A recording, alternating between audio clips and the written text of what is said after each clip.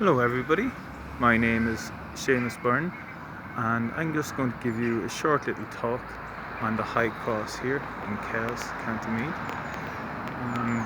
I'll just show you my face for a second. There I am, there you go. So as you can see, it's a very distinctive style of cross, and this cross was built around 850 and it was done under the auspices of Flann Finna and his daughter Gormla.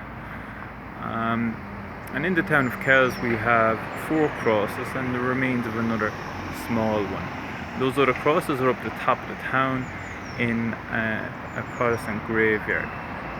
Now the first thing you notice about the High Cross is its distinctive style.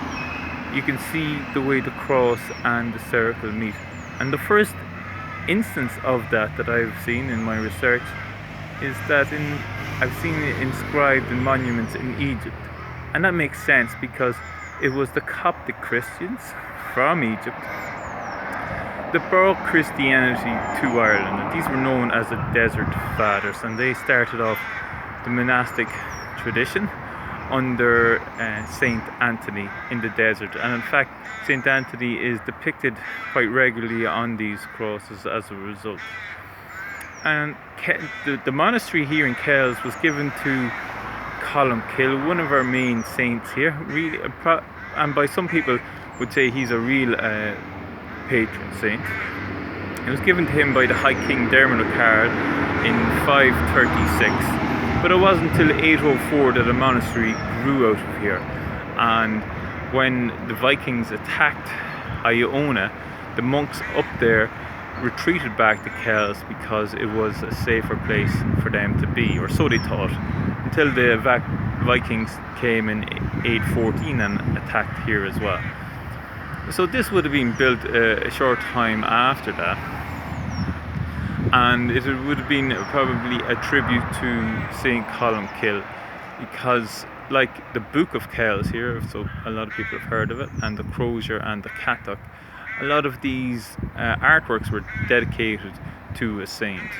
So I'll just show you up close some of the panels here. So you can see at the base, for example, the bases in these high crosses usually have a procession of horses or animals or people of some sort. And what I might do is just do a quick walk around so you can see what I mean. So now here you have soldiers facing off each other, so getting ready for battle. So they're down on one knee. And here you have a scene that's possibly Noah herding the animals into the ark. So you can see the deer there, and horses and dogs and birds, and you can see Noah here with a stick herding all the animals. And here's another interesting one. This is quite unusual, but you see over here, this is a senator, and you have one with a bow and arrow and the other one with a trident.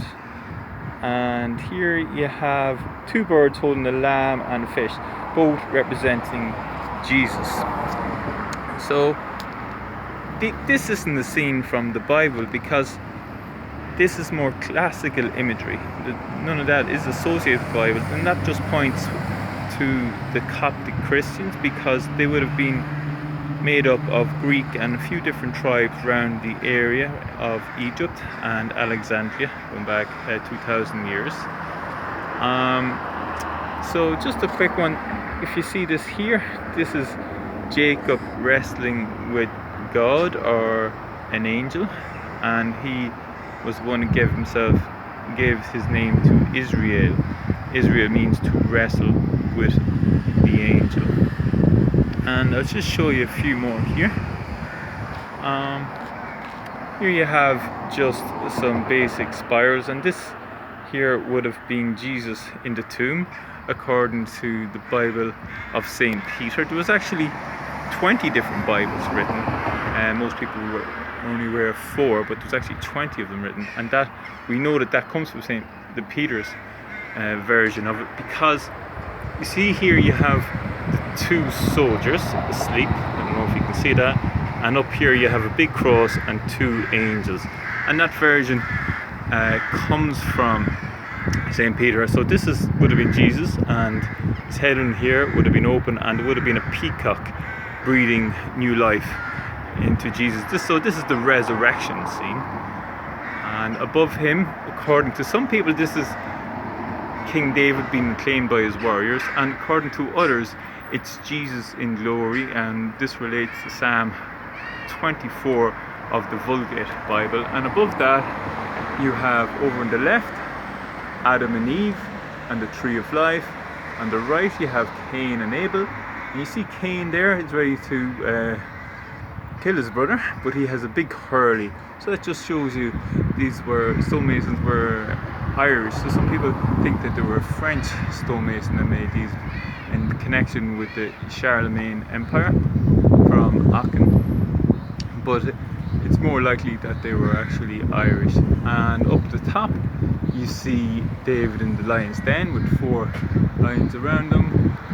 Over to the left you see here, this is Abraham sacrificing Isaac, and to the right here, this is some people believe to be Saint Anthony.